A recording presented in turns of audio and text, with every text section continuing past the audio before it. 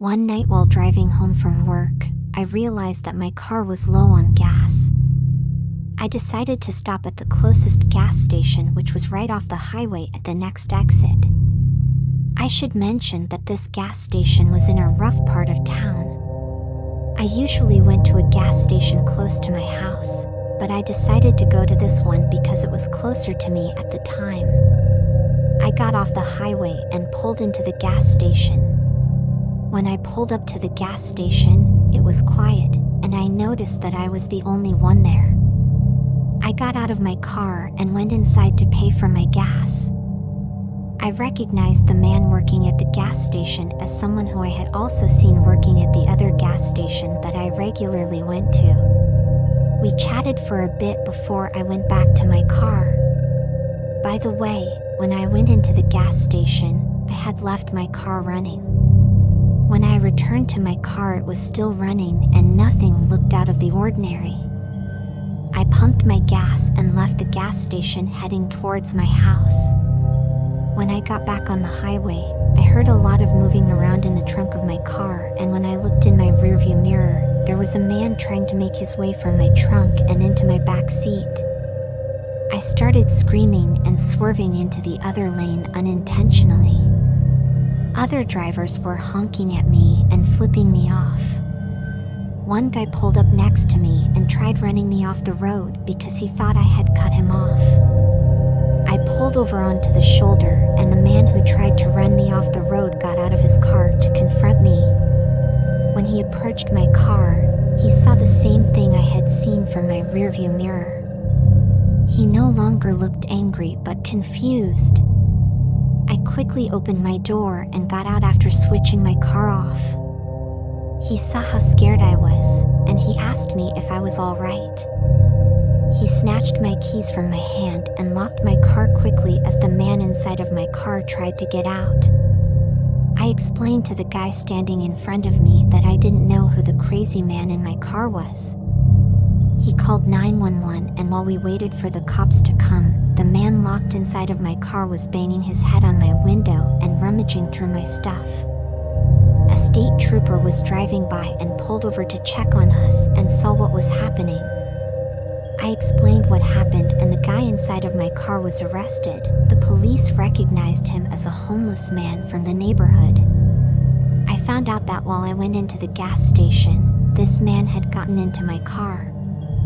I'm not sure he was even conscious of what was happening around him, and I think maybe he had some mental health issues.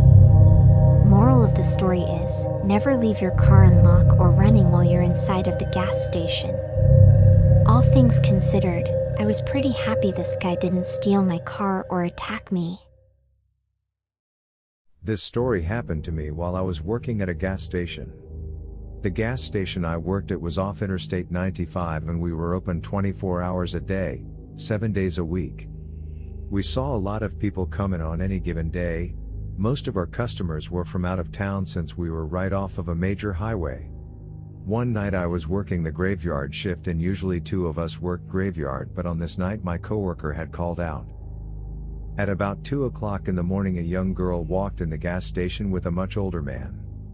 The young girl looked like she was about 16, and the older man looked like he was in his late 40s. She didn't make eye contact with me when they approached the counter. Only the man spoke. He asked me if there was a bathroom that she could use. I handed him the key to the bathroom and watched him as he followed the young girl towards the back of the store. She entered the bathroom, and he waited by the door for her. 10 minutes went by, and she didn't come out of the bathroom. The man was growing impatient by the minute. He kept looking at me and looking at his phone while pacing back and forth.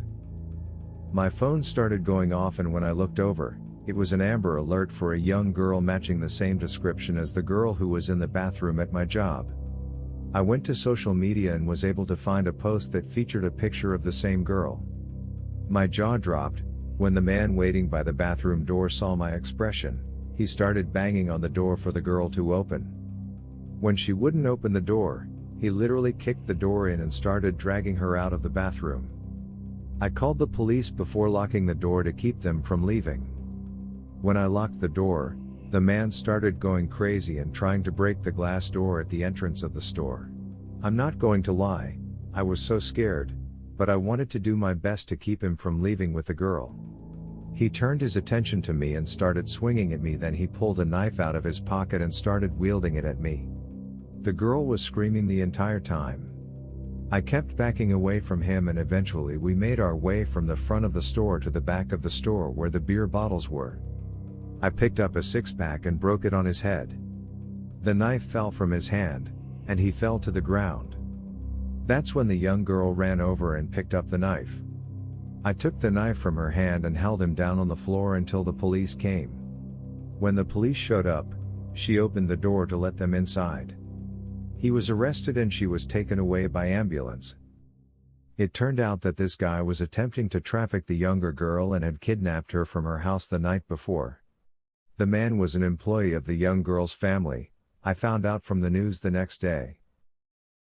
This story was sent to us from Kelly in Long Island. One night my boyfriend and I were driving on the expressway after hanging with friends. It was shortly after midnight and we were about 15 minutes from home. There were only a few cars out on the road with us.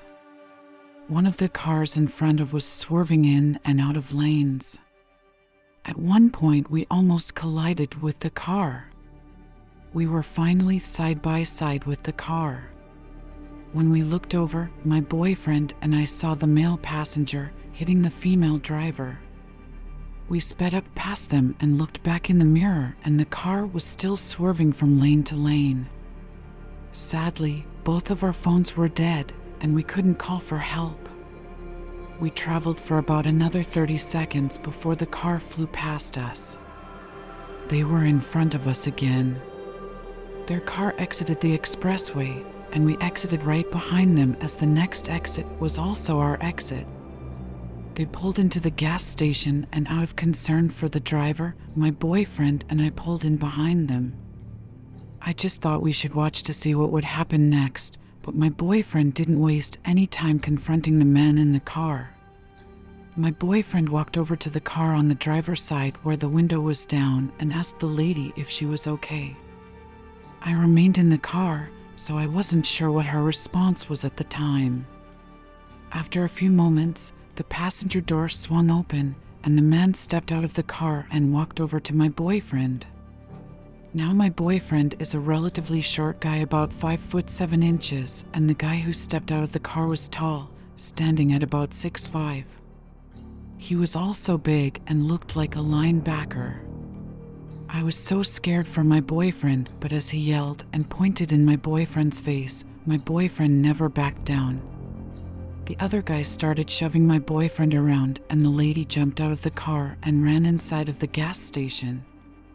He was yelling at my boyfriend, telling him to mind his business.